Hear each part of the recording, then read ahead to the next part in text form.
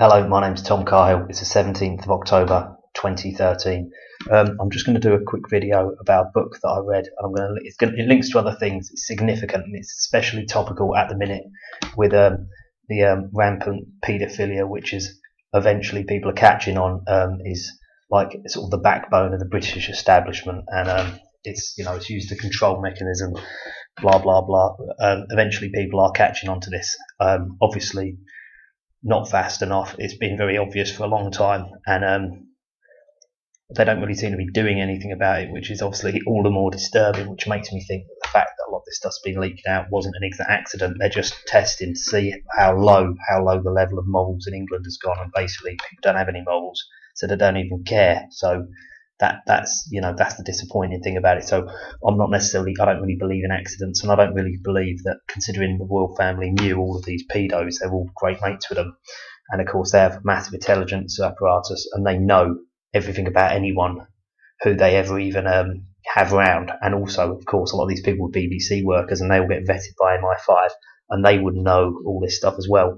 So like there's several like impregnable walls of having known what they're up to, or to like like the chance of them not knowing is virtually impossible, yet they still let it out. So why have they let it out?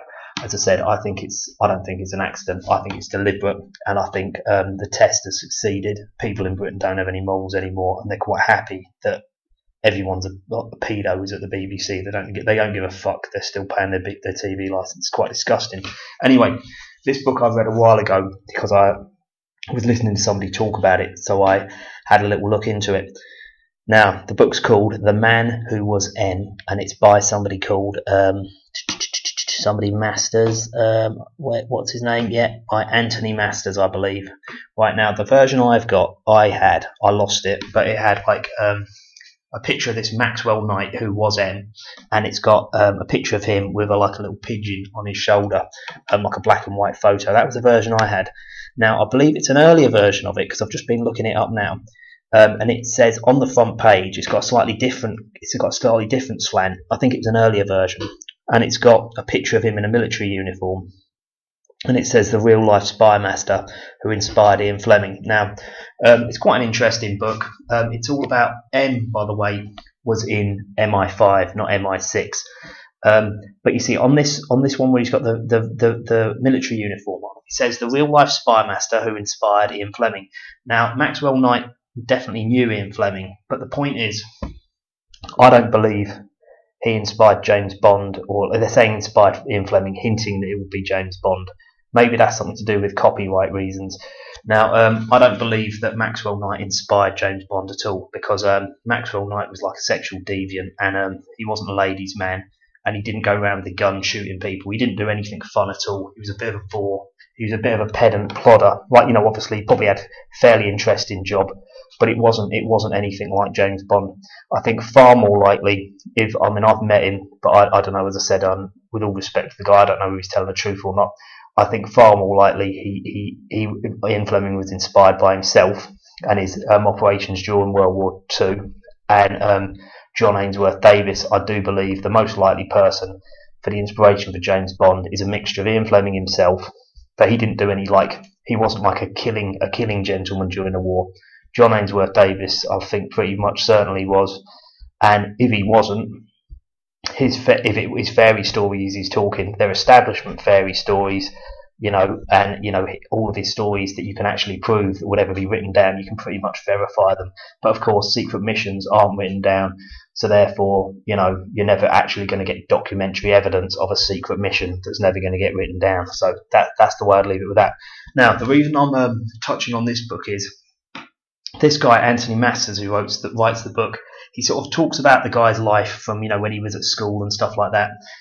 Now, this Maxwell Knight went to school, or like a boarding school, I don't know what age, when he was like 12 or something like that. He started this school, and he went to this like Navy school, and one of the weird things about this school, it was apparently had a very good reputation, but they had them on like an old boat in a dock, so it was an old naval vessel, and they'd kind of sleep in bunks, and it was all just, I don't know, maybe it was a novelty, but it was to get them, I think it was like kind of a Navy-sponsored school, like a kind of a Navy, it's to line you up to go in the Navy, just like if you went in the sort of the Venture the Sea Scouts or something like that, or the cadets, the Navy cadets or something. Now, the thing in this book is, and as I said, I can't tell you what page it is, and I can't download a free PDF of it anywhere, is that this guy, he says something strange at the start of the book, and he kind of puts it in as a throwaway comment, but it's in a very suspect light. Now, this is a proper book. It's been edited by a proper editor, probably a quite wide circulation. I don't know how wide, but it's been published a few times. It says right at the start of the book, at some stage, probably maybe 50 pages in, 30 pages in, something like that, he says something like, "Of course, the boys didn't have any access to girls apart from at holidays, but the older boys," something along the lines of, "made use of the younger boys," or something like this, and he just puts it in as a line, doesn't say anything else about it. Now, considering that this Maxwell Knight was sexually odd, like obviously he was a British establishment figure, so obviously he's going to be sexually odd. It's like an oxymoron to presume he had anything normal about him. He wouldn't be getting books written about him as an establishment figure if he was normal, obviously. But the point is, this particular guy, he had all sorts of problems in the future. He got married a few times, and his wife couldn't get on with him because he was not really like he was. I don't think there's any particular evidence of him being gay or practicing homosexual, but I think he probably was, or he was just a kind of complete oddball. But the point was, in this book, they just sort of put this line in, and it's very disturbing because they're basically if you actually think, what do they actually mean there? It's like they're just saying, for people who actually could be bothered to pay attention to it, that that's normal to sort of sexually abuse young boys if you're at boarding school.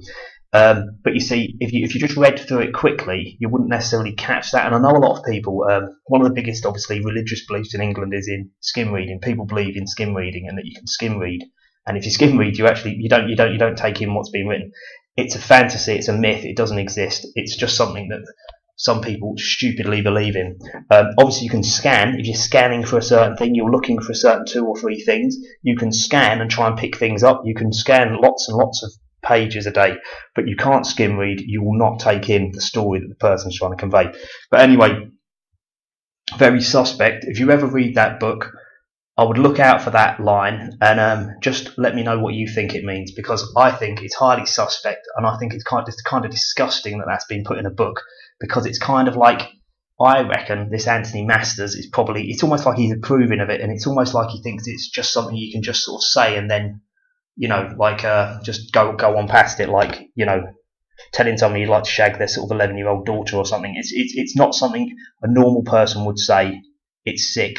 I think he's probably a sicko, and he's definitely endorsing sick stuff, or maybe the editors told him to put it in. But either way, that publication has got obscene undertones in it, and whereas it might just be one line and it doesn't really get explained, I think it's to be regarded with the utmost suspicion, and this Anthony Masters especially. Now, one thing that also is relevant is this Maxwell Knight was a big fan of Aleister Crowley, as was Ian Fleming, and they met Aleister Crowley. They got initiated into his horrible satanic cult. I believe he was a Freemason, and he was told, I know at the start of the book, he mentioned something about how he was told on his first day at MI5, "Oh, you a Mason?" And they said, "Oh, well, most people in here are. You ought to sort of get into it." And it also goes on about all these flamboyant homosexuals who MI5 took in, and how they were like going into nightclubs with loads of other, like dirty deviants, and like announcing the fact that they were like MI5 agents. And it was like, "Oh yeah, I'm an MI5 agent." And it was like lots of these, these Oxford spy rings and all that. They knew that these people were all just a load of fuck ups, and they had no interest in doing a good job, and they took them on anyway. Now, I've got a sort of suspicion that possibly MI5 was basically used as a kind of like as a kind of cover for MI6. So you'd have MI6 doing proper intelligence, and I don't know whether you know or not, but you used to also get MI8, and if you've got MI5 and MI6 and MI8, I think MI8 did stuff to do with listening into stuff, but you've obviously got, what about MI1, MI2, MI3, MI4? Well, I don't know what they did, but there would have been. Well, you wouldn't just start at 5. Possibly you would say, well, they just did that to confuse people. But there was an MI8, I know there was. So you see, there was other MI this, MI that, MI the others. And of course you had M section. M section was separate again. That was the King's, during World War II, that was the King's own budget paid for that. MI5 had civil service oversight. So obviously if you've got some dickhead in the civil service in charge of it, it's going to be useless anyway. So you've got to remember that I reckon that probably MI5 was just a bit of a propaganda thing. Now, a lot of the investigations and stuff that this Knight got into, he spent a lot of time doing them, and they didn't really get anywhere. You know, like he basically someone would go to prison for a couple of years, or they'd like, you know, one or two people got hanged, but like it was just during the war. It wasn't going around taking people out. It didn't sound like much fun at all. I don't think he got to have a gun on a daily basis. I don't even know if he ever got to shoot anyone. You know, quite boring. Definitely not the inspiration for James Bond though. I mean, for a start off, there's no implication in any James Bond film that James Bond is a homo. So, you know, what you've got some desk jockey, oddball homo who like got raped on a boat at school, and then they're sort of saying that is the inspiration of James Bond. All quite ridiculous, but an interesting book all the same, and I do believe it's actually quite accurate. I think a lot of people find it quite interesting, easy to read, you know, like, and also quite well spaced out and stuff like that. I think Spycatcher's probably better, but I've never finished reading Spycatcher. But I think if you were going to read one or the other, definitely Spycatcher is better, and that actually goes into details of how they did this thing and how they did that thing, and quite interesting, that book. I can understand why Maggie Thatcher wanted it banned, because yeah. Anyway, so that's my review of it. I'm mainly just making this video because of this suspect line right at the start. What does it mean? Are there hidden clues in these books? If you read these books with a sort of discerning eye, are they telling you from day one that, like, yeah, you're just being run by a load of perverts?